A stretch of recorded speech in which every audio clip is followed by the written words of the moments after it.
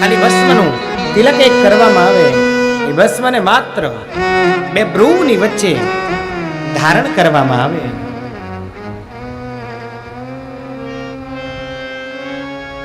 શું ન આપે, શું ન મળે.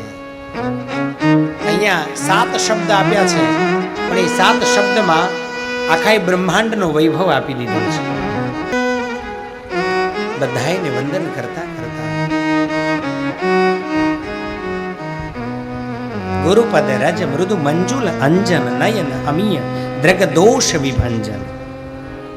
વળી પાછી ગુરુમ શંકર રૂપિણમ. સવારે જે આપણે વાત કરી હતી એ પ્રમાણે અહીંયા તુલસીદાસજીએ પોતાના ગુરુ સ્વરૂપે મહાદેવને ધારણ કર્યા છે.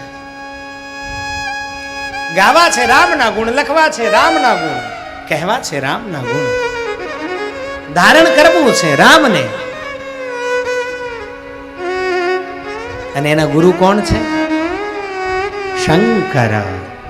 શંકર શબ્દનો અર્થ જ થાય સારું કરનારો, એટલે કલ્યાણ કરતા જે છે એને મહાદેવ કહેવાય.